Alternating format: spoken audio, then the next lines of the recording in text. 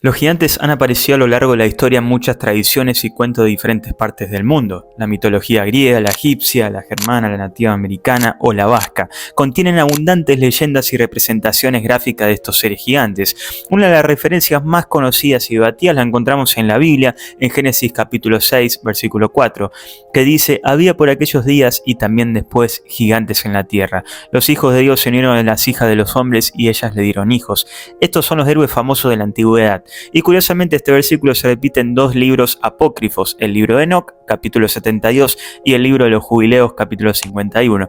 Estos dos libros apócrifos fueron excluidos del canon bíblico oficial y explica con mayor detalle la historia de los gigantes, los cuales surgieron de la unión antinatural entre los ángeles caídos o vigilantes y las mujeres humanas. El término gigantes que aparece en estos versículos proviene de la palabra Nephilim, que es la transliteración al español de una palabra hebrea que significa los caídos o los que hacen caer. Y es que según el libro de Enoc, los gigantes eran en su mayoría guerreros sangrientos que acabaron por devorar a los seres humanos, cuando estos ya no le podían abastecer más con alimentos. Esto, además de las enseñanzas prohibidas de los ángeles caídos o vigilantes, habría producido, según las escrituras, la caída del ser humano y del mundo en general antes del gran diluvio. Por tanto, el nombre Nephilim o los caídos tienen más sentido en toda esta historia, pero hay más versículos bíblicos que mencionan a estos gigantes Nephilims. Por ejemplo, Números 13:33, también vimos allí gigantes, los hijos de Anak, raza de los gigantes, y a su lado de nosotros nos sentíamos como langostas y esto le parecíamos nosotros a ellos. Luego también en Deuteronomio 3:11, porque únicamente el rey Basán había quedado del resto de los gigantes su cama que todavía puede verse en Rabá, de los aminoitas, era de hierro y medía 9 codos de largo y 4 de ancho, según el codo de un hombre. Segunda Samuel 21:19, en una lucha con los filisteos en Gab de Hanán, hijo de Jair en Belén, mató a Goliat de Gat, que tenía una lanza cuya esta era como un rodillo de un telar. Y un otro combate ocurrido en Gat, había un hombre de enorme talla con 6 dedos y cada mano y en cada pie, es decir, 24 en total, que también era descendiente de Rafa. Quiero aclarar que para este video recopilé información del libro de Enoc, por ejemplo, y de varios otros libros que no forman parte de la Biblia, así que por ende quiero que te lo tomes con pinzas, no forma parte de la Biblia. Otros libros antiguos también respaldan la teoría de los gigantes, por ejemplo el segundo libro de Enoc, el libro de Jacer, el libro de los gigantes, el documento de Damasco con los escritos de Flavio Josefo, el gran historiador judío, en su obra Antiquities of the Jews. Josefo respalda la teoría de los gigantes y los ángeles caídos y dice lo siguiente: porque muchos ángeles de Dios se emparejaron con mujeres y engendraron hijos que resultaron injustos y despreciadores de todo lo bueno a causa de la confianza que tenían en sus propias fuerzas. Pues la tradición dice que estos hombres hicieron lo que se asemeja a los actos de aquellos que los griegos llaman gigantes. Josefo también creía que los Nephilim eran notablemente poderosos y también inteligentes, que representaba una base histórica para las creencias mitológicas griegas, por ejemplo la creencia de los famosos titanes. Hoy los gigantes aparecen en cuentos, películas, libros, de una manera ficticia, ¿no? Pero vamos a ver qué dice la arqueología sobre esto, si hay algunas cosas que son ciertas o no. Vamos a ver qué descubrimientos se han hecho a través de todos estos años de los gigantes. En 1888, cerca de Clare, Minnesota, se descubrieron los esqueletos de 7 gigantes de casi 3 metros de altura con doble fila de dientes, enterrados hace unos 200 años. Al respecto, el autor Brandon Stringer dijo lo siguiente: hay numerosas tumbas de gigantes, algunos de casi 3 metros de altura y también de mujeres, algunas de ellas de más de 3 metros con cráneos enormes. Curiosamente, algunos tenían cuernos, otros 2 filas de dientes y a lo que podríamos llamar hoy anomalías eran seres enormes. Otro hallazgo reportado en antiguos periódicos hablaba de restos de gigantes extintos bajo las láminas de pizarra. El arqueólogo y el autor David Childs dijo al respecto lo siguiente: en torno a 1850 se excavaron varias tumbas en el medio oeste americano y en numerosas ocasiones se encontraron personas de casi 3 metros de altitud. En muchos casos tenían 2 filas de dientes y también 6 dedos en las manos y los pies. En California, unos marineros encontraron un muro con jeroglíficos muy complicados que creían que iban a encontrar oro detrás del muro, pero al derribarlo descubrieron a una mujer gigante junto a un niño cubierto de pelo y de polvo. Los mismos rastros femeninos momificados se habían hallado también en Texas y en Daly Bailey, así como en otras zonas de California. Lo único que queda hoy en día de estos misteriosos descubrimientos de huesos gigantes son antiguos recortes de periódico. En 1829, una noticia que apareció en el New York Times informó de un grupo de obreros que al estar excavando para construir un hotel en Chesville, Ohio, desenterraron un esqueleto gigante humano. Luego, en 1833, unos soldados excavando un rancho de California descubrieron un esqueleto gigante de 3,6 metros de altura con doble fila de dientes y rodeado de enormes armas. En 1891, el Los Angeles Times informó a uno de los trabajadores que estaban excavando en Arizona y descubrieron un enorme sarcófago de 2,5 metros de profundidad que contenía el cuerpo momificado de un gigante de 3,6 metros de altura con 6 dedos en las manos y en los pies. El New York Times, el 21 de junio de 1925, publicó en un artículo de prensa que unos marineros encontraron esqueletos humanos que medían de 3 a 3,6 metros de altura en las montañas de Chihuahua, México. Los marineros dijeron que encontraron un grupo de estos esqueletos intactos en una cueva.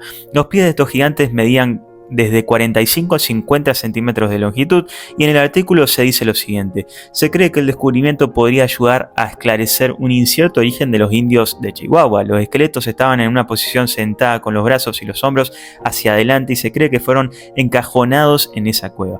El título del artículo de New York Times, que todavía se puede encontrar al día de hoy en la web, dice lo siguiente: huesos gigantes en México, esqueletos de hombres de 10 a 12 pies de altura encontrados en una cueva. Otra historia interesante es la de los gigantes patagónicos que aparecieron en los primeros informes europeos sobre la costa austral de América del Sur. Esta región recibió el nombre de Patagonia precisamente por este pueblo indígena de patagones, también llamados Ainoken o Talouches. La primera mención del término aparece en el relato del viaje que se hizo el famoso explorador Fernando Magallanes alrededor del mundo. Antonio Pigafetta, un explorador geográfico y cronista que documentó este viaje, afirma en sus escritos que vieron a los gigantes patagones en la bahía de San Julián, Argentina, y en el año 1520, en su libro Viaje alrededor del mundo, Pigafetta dice lo siguiente: un día al que menos lo esperábamos se nos presentó un hombre de estatura gigantesca. Este hombre era tan alto que con la cabeza apenas le llegamos a la cintura. Era bien formado, con el rostro ancho y teñido de rojo, y con los ojos circulados de amarillo. Al vernos manifestó mucha admiración y levantando un dedo hacia arriba, hacia lo alto, quería sin duda significar que pensaba que habíamos descendido del cielo. Y esto es muy curioso porque según el libro de Enoch, los padres de los primeros gigantes fueron los ángeles caídos que vinieron precisamente desde el cielo. Hubo también muchos avistamientos posteriores de estos seres gigantes, como por ejemplo en 1569 Francis Fletcher, el capellán del barco de Sir Francis Drake, informó haber avistado patagones de gran altura.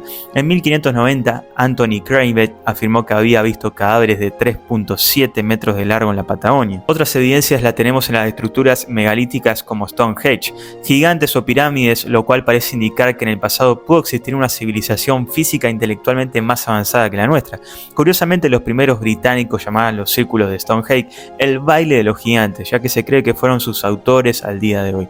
¿Quién construyó Stonehenge? Sigue siendo un misterio.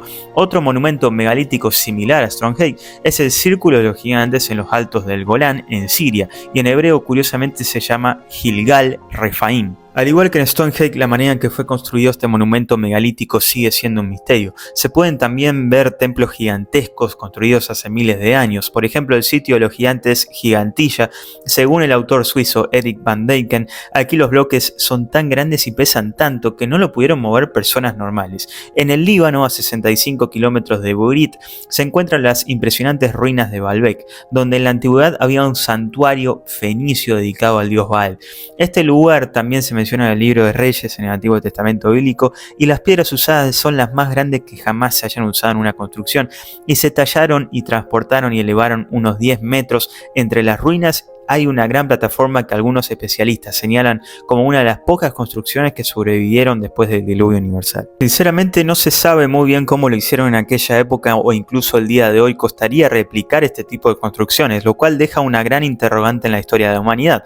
En Centroamérica y Sudamérica se encuentran ruinas de proporciones desmesuradas que difícilmente pudieron ser construidas por humanos normales y corrientes o con la tecnología sobre todo que la historia oficial atribuye a esas épocas antiguas, o bien fueron obras de seres gigantes que pudieron transportar esas enormes piedras, o se usó algún tipo de tecnología que no aparece registrada por la historia y la arqueología oficial. Muchos creen incluso que las autoridades y las instituciones gubernamentales han ocultado la existencia de muchos de estos restos gigantes. Concretamente se señala al Instituto Smithsoniano, un centro de investigación administrado por el gobierno estadounidense que posee varios museos y fue creado en 1846. El autor David Childs escribió al respecto: los encubrimientos arqueológicos encontrarán que hay alarmantes alarmantes indicios de que el Instituto Smithsoniano ha estado activamente suprimiendo los descubrimientos arqueológicos más interesantes e importantes que se han hecho en las Américas.